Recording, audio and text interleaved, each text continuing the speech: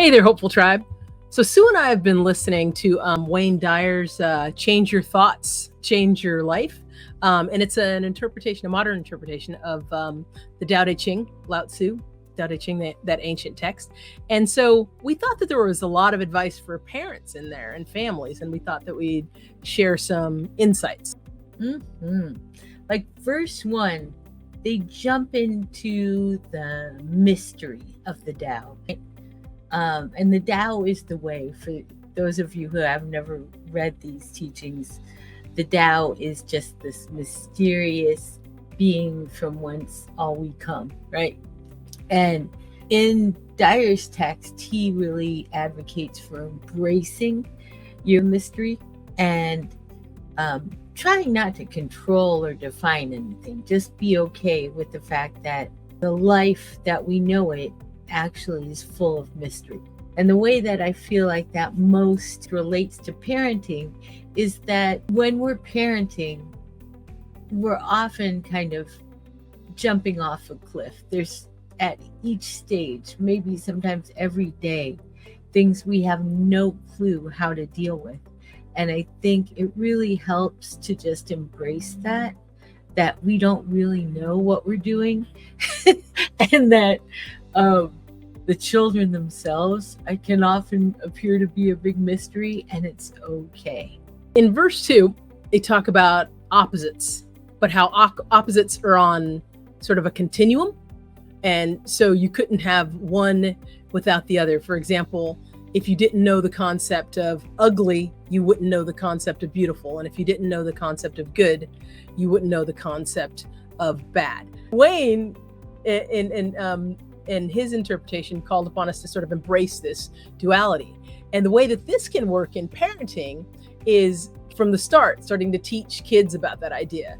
Like, you wouldn't have any success without failure. And so that they can kind of know that life is changeable and everything's on a continuum, and everything is transient. If you feel bad, you'll eventually feel good.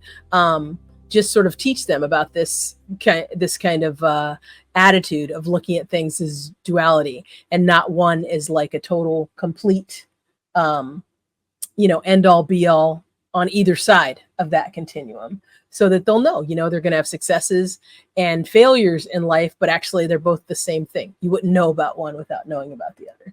So that's how we feel like it relates to parenting. Mm-hmm. Verse 3.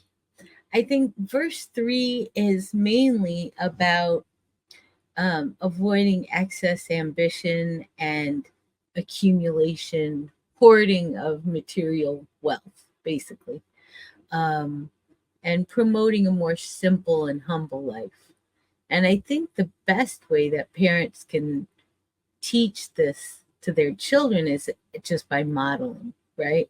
So maybe you don't need like the latest, greatest computer or the fanciest clothes. Maybe what you value is spending more time with them, and maybe what you value is helping your friends and family. And I'm telling you, your kids will just soak this up as long as they get enough time with you while you're modeling that value of avoiding excess ambition and just living humbly. They're going to soak it up. In verse 4, it talks about this idea of being always present, yet kind of invisible, sort of in the background. Being present, but not trying to control things. This really relates to parents. There's this thing that parents can do where they're sort of really so interested in the outcome with their kids, right? They really want their kids to grow up healthy and just have this wonderful life that they might tend to control.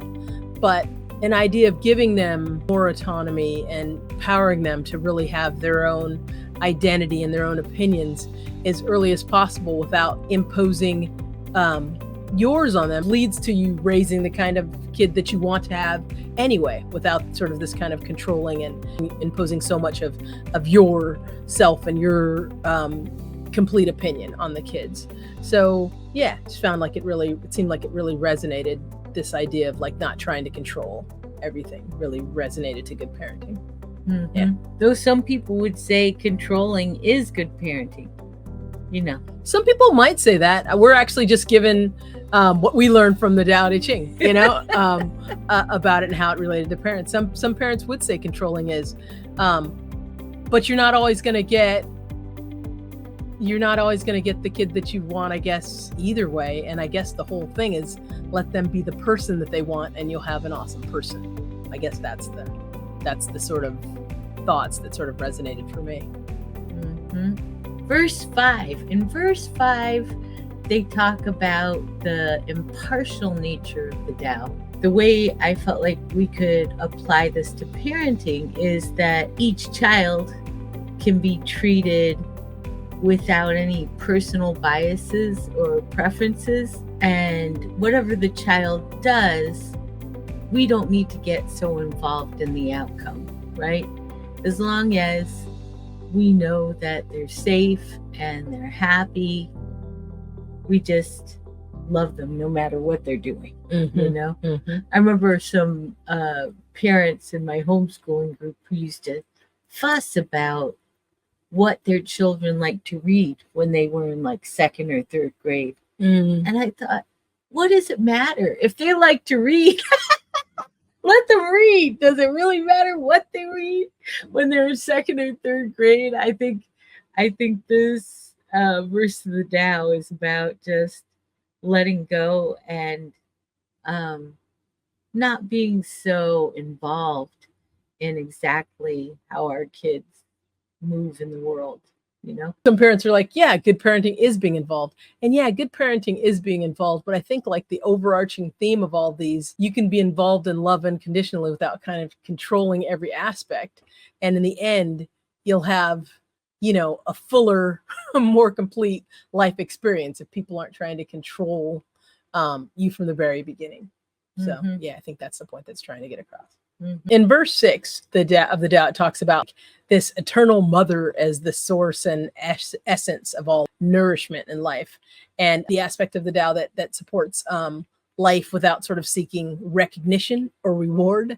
And so this really aligns with parenting. This sort of parents are they're there to nurture their kids, encourages parents to kind of give this unconditional love and care without doing it from sort of an egocentric point of view, like doing it in a more of a kind of selfless way and just be like nurturing to your kids. Yeah.